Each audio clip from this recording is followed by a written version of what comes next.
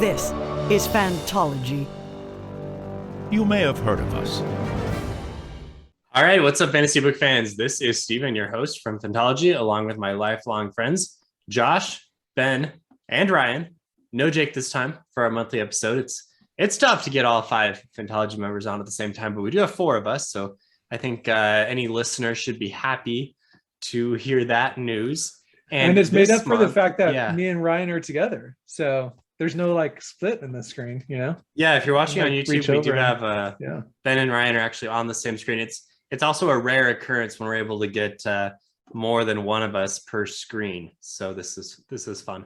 It's probably fun for you guys. It's like normal for me. It's not much of a difference actually. This is interesting streaming from Ben's setup, and I say that because I have a blinding ring light in front of me. I don't know how Ben deals with this. It's like just I'm almost okay. He's turning it down a bit. This is yeah, that's better. Oh, they're good. You got some orange in there. That has more natural skin tones. Yeah, definitely better. Okay. I'm sorry, we were rushing to get started. Okay, I didn't have a chance to. Okay, so now that Ryan can see, I think we're ready to get started. And our topic of discussion today, we're not doing a top 3 this month, but our topic of discussion is the fantasy book trends that we are tired of. The trends, the tropes, whatever, the things that we read a lot that we've just read too much of or we've never liked, etc. Anything, we're just being super critical and negative in this episode. And you know, any viewers will know that we don't often like go negative. You know, we try and keep things pretty upbeat and lighthearted on the channel. So sure, you know, we're not going to be like actively attacking authors and be like, this author sucks because they always do these things. It's just going to be like, kind of mocking in general. Yeah. This is kind of us giving ourselves permission to be a little negative, and we're going to get a great like clickbaity thumbnail out of it. So yes, I'm sure we will, right, Josh? Oh, hopefully. All right, who's going to start us off with their hot, spicy take for trends that they hate? I think Steven. I think you should start us off. You're going to make me start? Okay, I have several, so we might just kind of riff off of mine. Okay, so okay, let me try. Hopefully I can explain this correctly. So there's a lot of times where the female protagonist, if there's a female protagonist, has to like break the mold of society and be this plucky character who goes against all the societal rules, and you know what I'm talking about, like I'm not like all the other girls. Yeah, exactly. I'm not. Yeah, exactly. Right. So why does every female protagonist, like not everyone, I'm exaggerating, but why does it have to be this exaggerated? Why can't we have a woman who's cool but also is like, still in society, but also just like cool and normal because of that? I think that's kind of funny because it seems like with male protags, it's like all of them start off as completely like average. Like, Rand is the average farm boy. Same with Matt and Perrin, completely average. Harry Potter is the completely average, or, like Boy Under the Stairs, nothing unusual about it. You just go like down the list, like Frodo, down the list of male protags throughout fantasy. And most of them are just like completely pretty normal. Even like I started the Red Queen's War today, or the first book in the Red Queen's War, and like the male protag in that, like he definitely has a personality, but it's not like he's unlike all the other boys. He's just like kind of a womanizer, but same. Yeah, but kind of what you would expect, maybe like a sophomore in college that's good looking to act like, is kind of how. So Josh is saying make male protags great again. No. I'm just saying I think it's interesting. Let's not go that direction. No, I think it's just interesting because it seems like with male protags, like what they don't need to be. They don't need to break the mold. Yeah, it is interesting. They're intentionally not breaking the mold, and then I see what Steven's saying. It's like the female protags are busting every ceiling, and So I wonder if Steven's point, if the characters you're thinking of, if they're primarily written by male authors. I wonder if because male authors are notoriously bad at writing female protagonists, so maybe it's an effort to try and write a woman who is, I mean, maybe we don't have a the best understanding of normal women, or we can't replicate them in books very well. And so the best way that we can do it is by trying to create an out of the box girl. I don't know, maybe I'm way off base here. No, I see what you're saying. Like it's a lot harder to screw up a character that's unlike anybody in the whole world, right? Compared to mess up a character that's like supposed to be like a more like normal, like quote unquote normal person, you know, and so could it just come down to the sins of the patriarchy, right? Like in order to have an interesting female character, like the societies that are usually set up kind of put women into these boxes where they could only have so many roles, and if we want the female protagonist to be interesting and do cool stuff, well, they've kind of like basically break the mold and be like do the cool things that the men usually do. Yeah, so the couple books, and we're not trying to like call things out.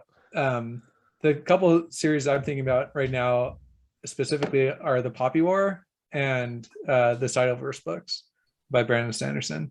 The Poppy War is not by Brandon Sanderson. No, sorry, Cytoverse is Brandon Sanderson. Poppy War is by Kwang, R.F. Kwang. R.F. Kwang. The Cytoverse is the Spencer books. Skyward. Yeah. And those are two very different female protags, but they are both like, they need to break every glass ceiling that there is. You know what I mean? Like they're gonna kind of, I don't know. Are those kind of the characters that you're referring to, Stephen? Those actually didn't come to mind. I was more thinking like Vin or Denna from King Killer. Like, interesting. Okay. You know, there's no other characters, no other women like them around. Hermione, maybe. Yeah, although Hermione is still like normal within. Hermione's Like anything Hermione does is something another woman at Hogwarts could do, I think. One of the ones I was thinking about in the same book, again by Sanderson, is like Shallan versus Kaladin. Like Kaladin is a pretty normal, I mean, we get more of his backstory and we're not going to spoil or anything, but you know, he starts off as being he's highly capable, but a soldier a soldier that has had a few bad breaks is what like Kaladin's presented as at the beginning of Stormlight. Right? Whereas Shallan at the beginning of Stormlight is out there to, you know, to break molds, like you're saying. Well, she does meet up right away with Yasna, who's another woman who is also breaking a lot of molds and is kind of presented as her mentor. And you know, I don't think that those are necessarily like bad examples, or you know, we should be up in arms as feminists, like you know, this is garbage type stuff. But I just think it's I don't know, like what does it take to have a book where the protagonist is a woman and does cool things, but can do so like within the societal norms of being a woman? Yeah, I could see that. Yeah. Cool. So yeah, that's probably a spicy take. We've already offended a lot of people. Right. we've got shut off by the far right immediately. So. Well, I think probably far left with saying that women should act within societal norms. Yeah, stop upholding the patriarchy, Stephen. We've already just offended everybody. Yeah, we've offended everyone. All right, so if you're still listening, which maybe no one, on to take number 2. Who's going to do this one? I got one which I'm torn about, but I wanted to discuss with you guys, and that is the idea of extended universes and multiple connecting books. And the reason why I'm thinking a lot about this right now is because, again, I just mentioned that I started the first book in the Red Queen's War, which is Mark Lawrence's extended universe. Which, does that have a name, Ryan? You're kind of our resident Mark Lawrence guy. I didn't realize I was that, but I don't know. I would need to look. Okay, but it's not like something it's not like the Cosmere has like a name in Sanderson's. The world is the Broken Empire. I mean, I know that's the name of the trilogy, but maybe that's what it's referred to as well. I don't know that it's like really an extended universe. Are you referring to his other trilogy that he wrote? Well, I mean, those are both set in the same world, Red Queen's War and Broken Empire. Well, but like Book of the Ancestors as well. And, oh yeah, that's true. And I think and he has like another trilogy that's in that same universe as well. So you're just saying any books where there are separate stories, separate trilogies, whatever, separate series that have at least like ancillary connections between them. Yeah. And there's something bigger going on. Yeah. So I don't know if it all needs to stop. Of course, I don't think that, because like the Cosmere is probably like my favorite ongoing project, and you know that heavily relies on this. So I'm not saying that like I want it to stop, but I think that people are probably, and again, like Mark Lawrence, I really like everything I read by him, so I'm not saying Mark Lawrence needs to stop, and I'm not saying, you know, but I think that people need to proceed a little bit with caution here, because I think that if it's not handled well, they can probably get overwhelming pretty quickly. It's kind of one of the reasons why I've been hesitant to continue to read Robin Hobb, because I know that like I feel like I'm gonna have to read like, so I've read the Assassins trilogy, and then there's, you know, 13 more books that are all interconnected, and so I know it's kind of just ancillary, I guess, but like I feel like it's putting a barrier to entry for me to jump into the rest of the books, because that is not true though. Like there's not super strong connections where you have to read the other ones. It's definitely not true. That, I mean, maybe that's just in. I didn't read the in-between ones for Robin Hobb. I just read the Fitz's storyline all the way through, whereas Stephen did bounce back and forth. But I'm the type of person that feels like I would be missing out if I didn't. Like, so you've got the completionist mentality. A little bit, yeah. Yeah. And so that's just what I wanted to throw out there. What do you guys think? I mean, I'm trying to play Elden Ring right now, and I've got that same issue where it's like I got to go to every little possible location on this map, or I'm not going to go anywhere. And honestly, sometimes you also got all the Koroks in Breath of the Wild. Yeah, I was just bored for like months at a time during COVID. But I honestly, Josh, I feel kind of the same way. Like sometimes I have time, but I don't play Elden Ring because I'm like, oh gosh, like this is such a big undertaking. Like, I don't know if I really want to do it. Like I've got to like do all these things, and it becomes this huge checklist. So maybe it's the same type of issue. Yeah, I could agree with that. I think that it's tough because like I'm motivated to do that for Cosmere because I think that there will be payoffs with the connected universe, right? Like I think that like all these characters are going to start influencing each other and interacting with each other, and we've started to see that a little bit. But when it comes to like connected universes for other authors, like there's too many small Easter eggs that like I would be worried about missing that really don't have much of a payoff. It's just like kind of like Stephen King, like trying to like, you know, track down everything that's mentioned in his works. You could just like drive yourself crazy doing it. So and there's no real like massive payoff for doing it either. So what's the point of it then, you know? Why is it so cool when in these extended universes another character pops in? It's like mind-blowing, like, oh my gosh, this character is in the book, like I can't believe it, and it's so cool. And honestly, like I think it's usually cool, but I'm just like, why do I feel that way? And I'm thinking about the Doctor Strange movie, Multiverse of Madness, is coming out later this week, and I'm excited to see it. And I've seen from the trailers that Professor X is supposed to be in it in some limited role, and I'm excited to see that. But at the same time, I was like, okay, well, he's in it. Like, is that really a big deal? Am I just being tricked into thinking it's something that I care about? I mean, I think it's fun to see characters who wouldn't otherwise interact show up together and see how they react with each other. And I mean, that's part of the fun of the most recent Spider-Man movie. I won't go quite into exactly what, but there are different characters which we haven't seen together, and then and wouldn't otherwise see together in a normal canon storyline.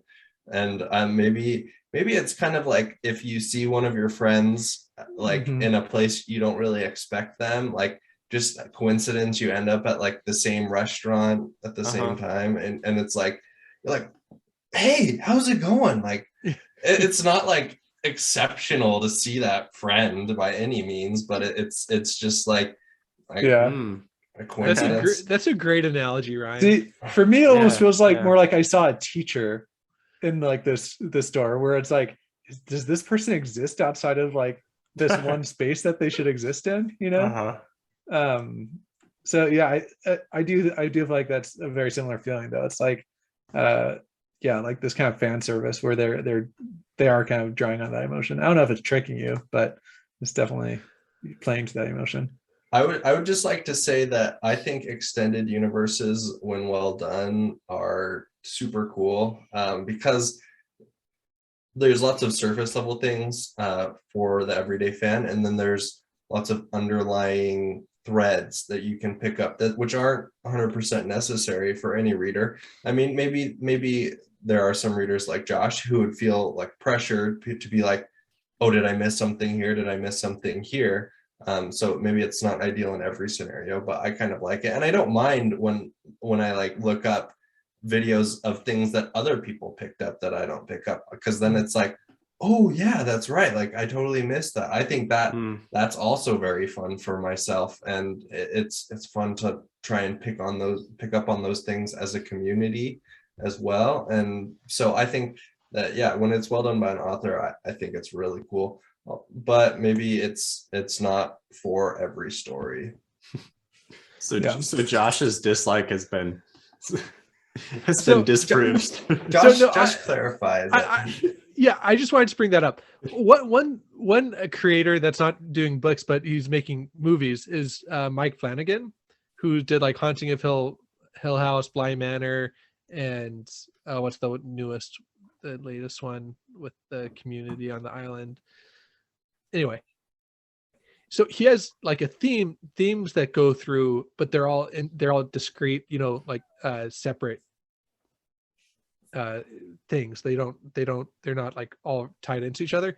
So I just think that there's other ways that I feel like authors can be creative and like tie thematically things together, or just create these projects that don't necessarily have to all be interconnected. And so I just wanted to like throw that out there as something that I hope gets a little bit leveled out right now in fantasy too. So yeah, because it almost creates this like barrier to entry by default, because if you don't have 10 books written where you can create the universe, then it's hard to have that same level of excitement with your books. Yeah, I think that plays into it too. Okay, who's got another one? Steven, I think it's back over to you, buddy. Back to me. You said you had a whole litany of them. So all right. Yeah, I've got a few. Okay, let me try to come up with my best ones here. So, okay, one that I really dislike are when there's some big reveal or twist or something that the author is trying to make happen, but the hints at that are pretty clunky. Like someone will say, I'll let you know this big secret when I come back, and then they never do. I'm thinking of like, for example, I'll just say some examples. Like example, this one would be Ned Stark and Jon Snow, right? At the beginning of Game of Thrones. It was like, I'm going to tell you what's up with you, when you're trying to avoid spoilers, when I return. And of course, like it never happens, right? So it's just like so obvious that there's some twist coming with this thing. But then as a reader, like any reader is going to pick up on that. It's almost like an insult to the readers. Like, okay, obviously there's something going on here. Like, I don't think as a reader, I should feel that way. I should feel surprised because I didn't pick up that something was going on. And then the twist happens and I'm like, oh, this is amazing. I think you should be able to pick up on it, but I think you have to be excited that you picked up on it. Yeah. I think is I don't want to just served up to me on a platter. Like someone says something and then another character casts a significant look over at them and, their gaze lingers. And it's like, okay, why is he even writing this? It's obviously important. Yeah. This exact same thing happened to me in the book I'm reading. I don't know if we're going to talk about that right now because it's not out yet, but literally a character was like, oh yeah, I'll tell you all the secrets tomorrow morning, and guess what happened that night? Like yeah, they're not around, I'm guessing. This is the first time that it's like and I just read it. I'm like, okay, well, now I know what's gonna happen the rest of this chapter. And it's like, okay. So I get what you're saying, Steven. Yeah, I don't know if there's no real defending that. So but then why does it happen so often? I mean, maybe like it's just because it's hard. It's probably hard. Right. Like it's hard to really set up these really awesome twists. Like Brandon Sanderson does a really good job of not doing this. Yeah. As I'm reading Mistborn, I'm rereading Mistborn right now. I'm realizing how well the twists are. Like he builds them up and he slowly gives you more information, but there's never a time where you're like, oh gosh, it's like so obvious. Like this one thing must be very important. Mm-hmm. So an example of somebody that does kind of the opposite of what you're saying, to defend this a little bit, is Stephen King will basically tell you like, and this is the last time he left his home, or like he'll tell you basically that this character is going to die or that some major thing is going to happen. But instead of feeling like it's spoiling it, it's feeling like it's building this massive amount of like suspense, of drama and suspense. Like you want to know what's going to happen, and usually it pays off really well. And it's kind of like building up the crescendo of like, okay, you know that something bad is going to happen, and then you don't know quite when it's going to pay off, but it's building the ominous tone of it without just I'm just going to say though something. And Josh, yeah, with that example, I love it as an example, but part of the jarringness of that is because it suddenly breaks the fourth wall. Right. Yeah. Like it doesn't try and do it in a cheesy storytelling way. It's just like you're engaged in the story, somebody leaves the house, and then like this like narrator's voice comes on, and it's like, and that's the last time you're like he's gonna see his child again or something. You know what I mean? Like, yeah. And it's so jarring, and it like hits you on like a visceral level because you're not used to that type of storytelling technique. Yeah, I'm not one. Stephen King's obviously a very capable author, but I mean that seems almost like a case of like just telling rather than showing. Yeah. Just saying like that's the last time he left his home. Whereas Stevens is more like showing, not telling, or I don't know. Yeah. It doesn't quite feel like that to me. So in some senses, it might be better to do it one way rather than the other.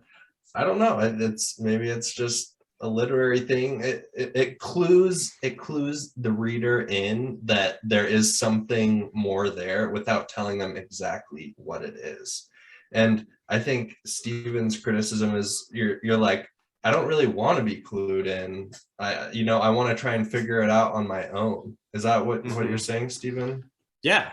I want to feel smart. I don't want to be told what it is. Yeah, you want to have to use a magnifying glass to find the clue, not just have the clue like have the camera pan over to the clue and zoom in on it. Yeah, exactly. My wife is very good when she watches TV shows with me because I'm always like, oh, I bet this is gonna happen. I bet this is gonna happen, and maybe like 1 in 5 times it happens. But when it does happen, I'm like, I called it. You see, I'm a genius. I should write this story. So if you just guess everything, you're eventually gonna call the twist. Yeah. If anybody watches Survivor, I know you three do, or you two do. I always like try and guess who's gonna be voted off based on like how much time they're spending on like, the person in the episode. It's like, oh, they give that guy a lot of screen time. He's for sure going home. I'm usually wrong. I don't know how I can never get it right, but yeah. And then you watch.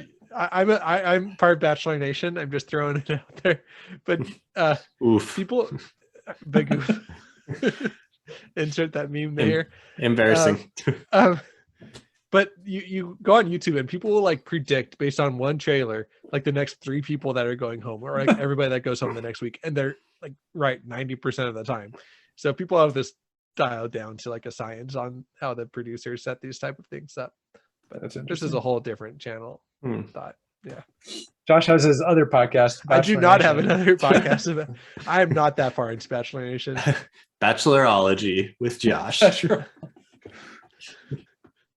right, what's our next? I have one that Ryan. That is, I feel like, can be well done and bring a lot of anticipation in, and maybe it's not exclusive to fantasy. it's kind of just books and movies. And that is almost like where there's a big romance going on, and then one of them is like, basically dies, or the story makes the other person think they died, and then the lover is just like beside themselves, and then later on in the story, it through some twist, it comes like, the soldier went off to the war and then they were killed, but they were really captured and tortured, and then they come back 20 years later, and then there's like this just like kind of crazy, I don't know, it's just so strange because their lives have changed so much, and then they come back together later on. I do really like it when it's done correctly, but it can be very cheesy.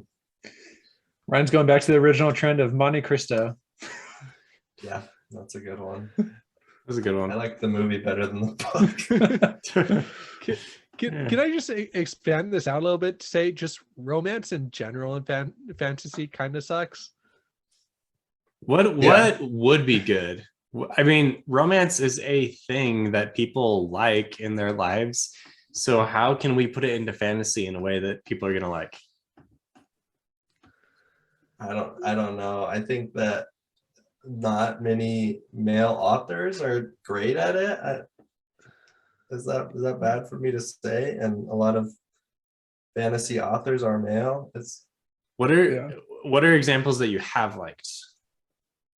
Well, I do. Now this is controversial. I do like the Quoth and Denna. Oh come on, Ryan. No, so Ryan, I do too. That's one that which is written by Rothfuss. By a man. Right. Right. I do. I mean, obviously, it's not the perfect relationship by any stretch. Like, no, it's like the most toxic relationship by every stretch. We're not gonna go too far into that, but it's very compelling, though. Stephen and I have talked about this. I think Stephen and I both we really like romantic subplots in books, and so, we will admit that. Okay. Yeah, we have a sensitive side. I'm here for your cheesy teen romance and fantasy books usually. Not Twilight, but yeah, actual books. What I do like, and I do defend, is the Van Ellen romance. It's not done like there's not a whole lot of romance to it, but honestly, the relationship like seems pretty believable to me. And I've been rereading Mistborn too. I finished the second one, and the second one has more of the kind of that kind of that relationship in there, and I don't mind it. Like, there's not like a whole lot of cheesiness, but it seems like a functional relationship on like how relationships would generally work in the real world. I guess I don't mind it, but it's like, is it that compelling? Am I just like turning the page waiting to see like when are Vin and Ellen gonna get back together? What's gonna happen next between them? That's kind of my point, is that like I don't feel like every romance in fantasy needs to be that. I wish that there was just like some more healthy relationships in fantasy. So you're saying, Josh, you appreciate the believable romances, ones that actually seem like they have some human elements to them and like could exist in real life, and we don't need the clickbaity, compelling elements of romance, like will they, won't they type stuff. Like, that stuff isn't as believable to you. You don't really care about that. You're more there for like the real human relationship. Yeah, I think so.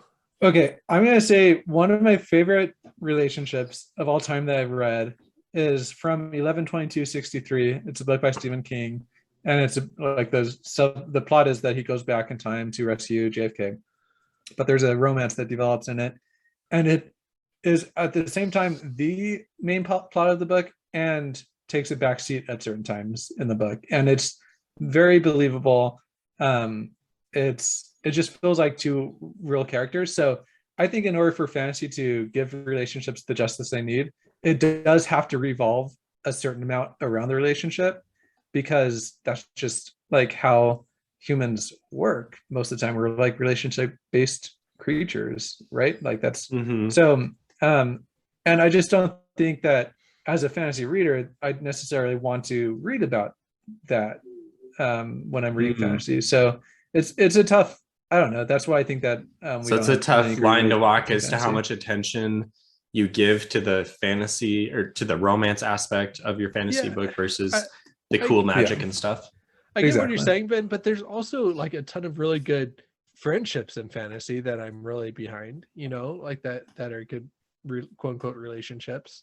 Yeah, but it's a lot easier to have a functional one-dimensional friendship than it is to, like, if you have a one-dimensional relationship in fantasy, it's no fun to read about. Well, I don't know.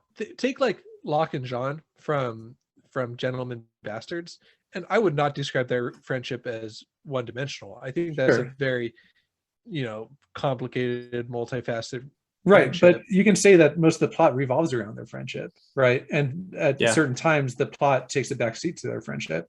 So that's what I'm saying. It's a very similar concept to 11/22/63, where it's like their friendship is the front and center most of the time. Yeah, but I guess what I'm saying is I think I'm waiting for there to be a romantic relationship on par with Locke and John's platonic friendship. You know what, Josh? Just in your headcanon, you can make them. They can be in a relationship. You've already had it.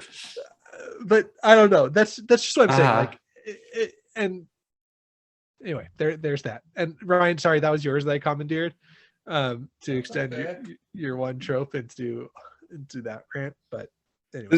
This is turning into us like throwing out tropes that we're annoyed by and then just getting smashed.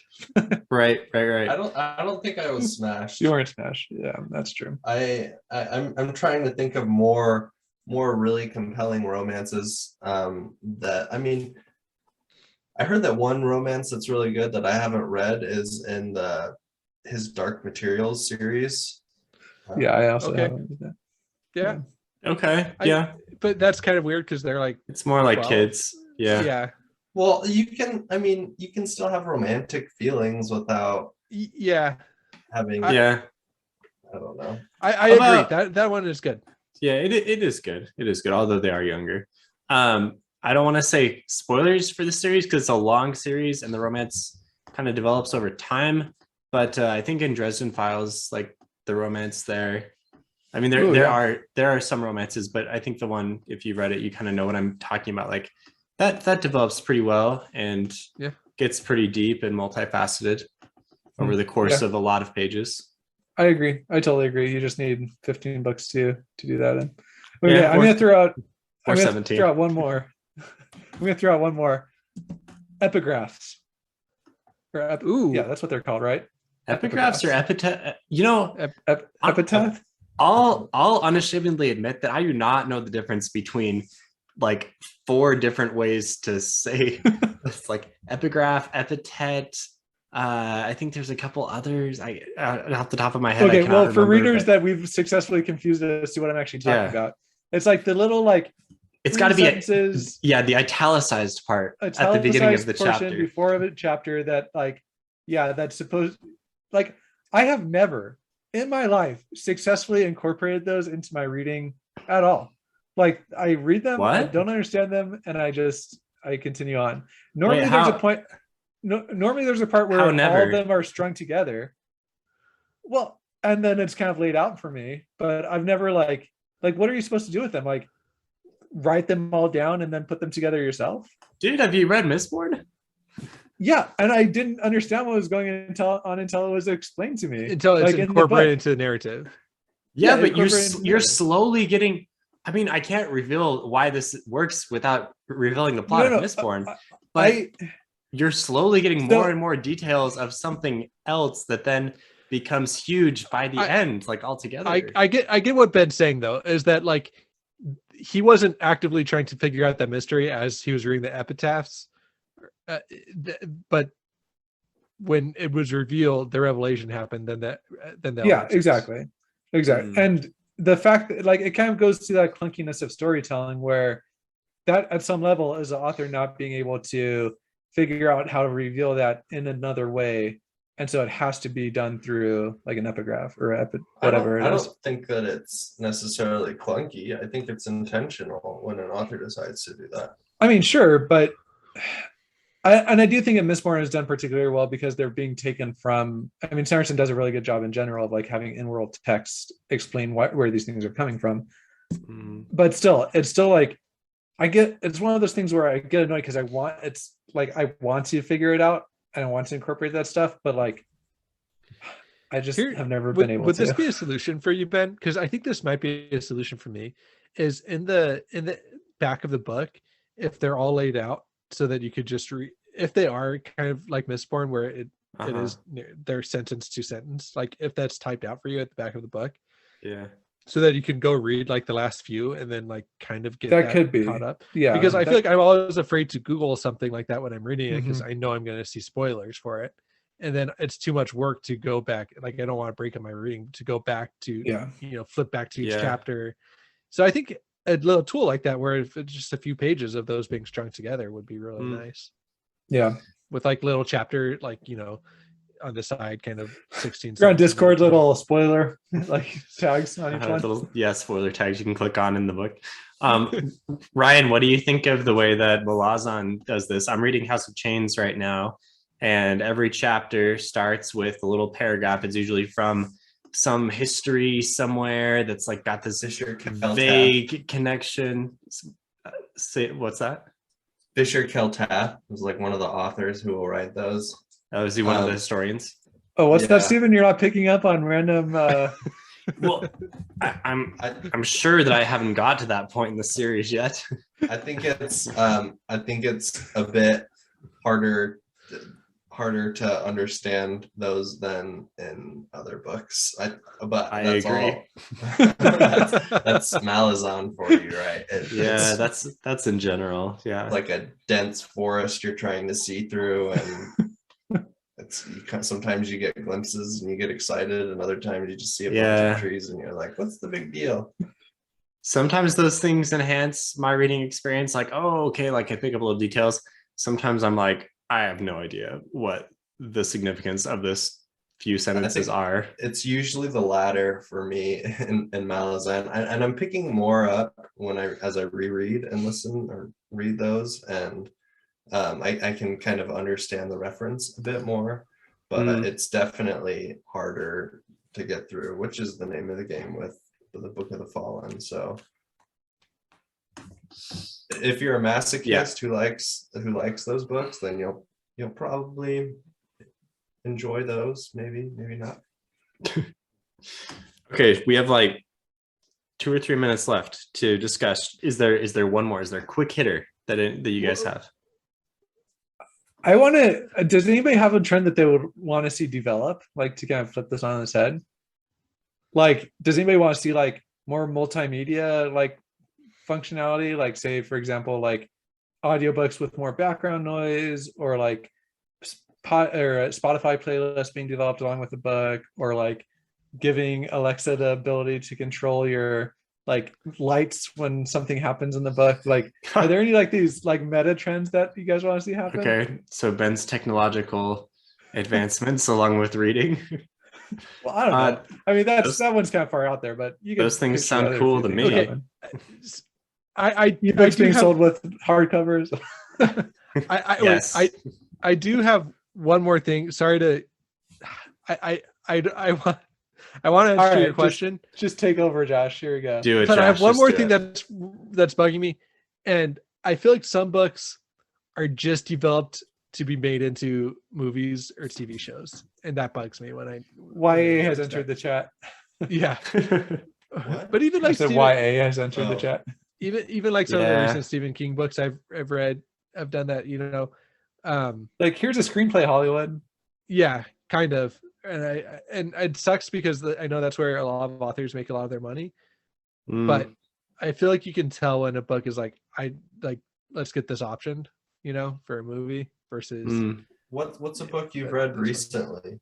Like I don't want to say it because I really like Stephen King, but kind of like the Mr. Mercedes trilogy and The Outsider. It's all kind of like, I don't feel like he necessarily did that, but the adaptions were made really fast, Yeah, okay. Like he's at the point with Hollywood where it is just like the natural course of what he's writing. Yeah, it's That's fair. Yeah. Anyway, That's Yeah. interesting. Usually epic fantasy is not that way. Yes, It takes a while to do an adaptation of epic fantasy. Yeah.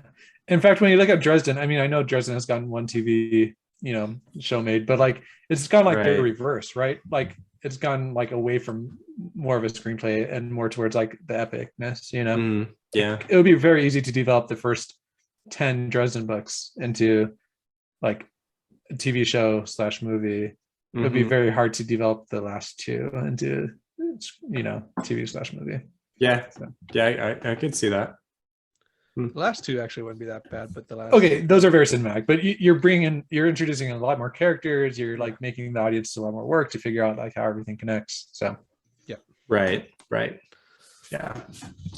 Okay. Let us know in the comments below or on our Discord, which you can join in the link below in the description. Let us know what trends you like, what trends you don't like, what you disagree with, why we started with too many crazy political views, how bad we're going to be canceled for our hot takes at the beginning. Yeah, that's probably my bad. I don't know. I felt like we tried to kind of we were reasonable in that discussion. I think we're okay. We were fair and balanced.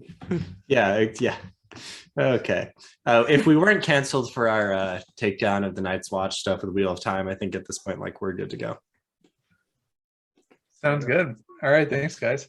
Me and Ryan are going to go party. Oh, thanks for the invite. Okay, bye, everyone. All right, see ya. Bye.